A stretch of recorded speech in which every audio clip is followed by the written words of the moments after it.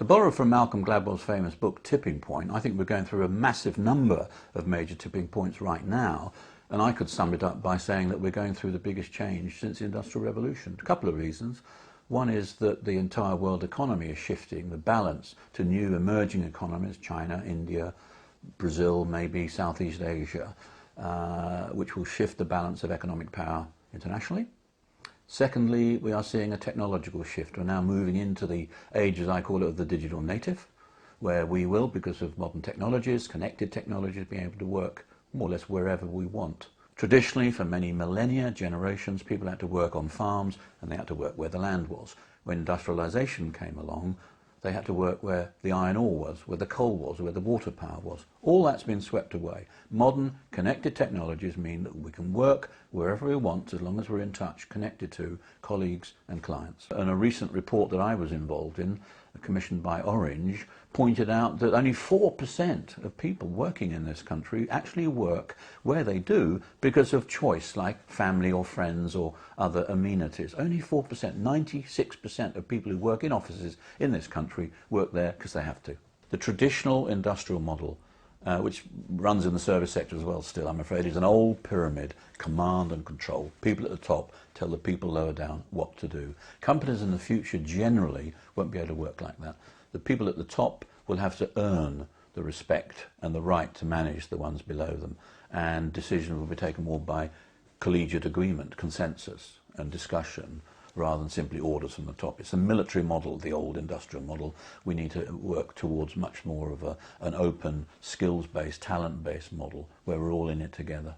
I reckon that by 2020 the working geography of Britain will be totally different from what it is today.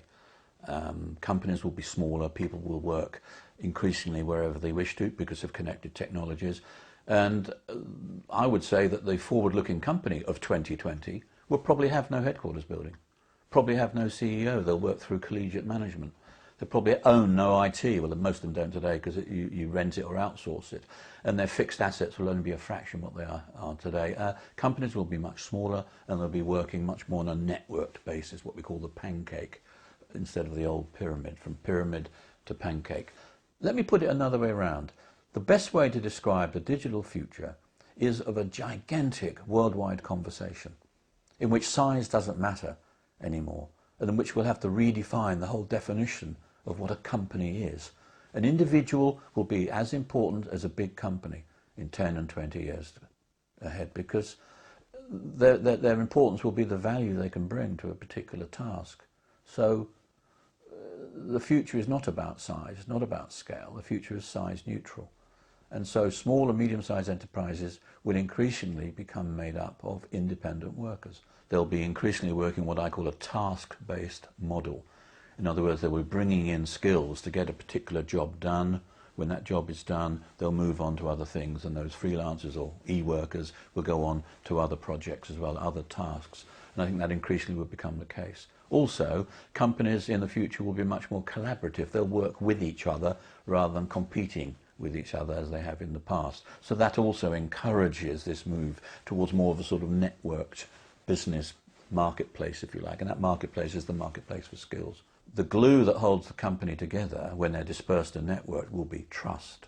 And so the freelancer of the future will have to understand that his or her value is based on the level of trust that they can generate with the people they work for. So this trust-based model is really something we've got to get used to. Now and in the future, we will increasingly need to rely on our own individual talents, and our talents as they fit into task teams or other teams and whatever. So the biggest issue that a lot of freelancers will face is their own personal branding. You know, who are they? What do they do? What do they bring to the party? We know if we pick up a bottle of Coca-Cola, we know what it's going to taste like. We know if we buy from Microsoft that it's going to do this job or that job. That's what a brand does for you. With individuals, though, and they are the future individuals, we have to develop the notion of personal branding. And that is a kind of exercise we all need to go through. And I think a lot of the time, people who work for themselves don't really see themselves as a brand. In the future, they will have to. The biggest single skill a good futurist has, in my view, is not actually thinking about the future, but having a pretty serious grasp about today, because the future is embedded in today. And so when we talk about connected Britain and the future of the freelancer in the networked economy of tomorrow, that's already happening. That's embedded right now. We have the technologies right now. We have the mindset up to a point right now. It is happening. It's happening under our very noses. And so we don't have to look very far. Have a sound reality check, if you like, on today, and you'll get the images of the future that you really need.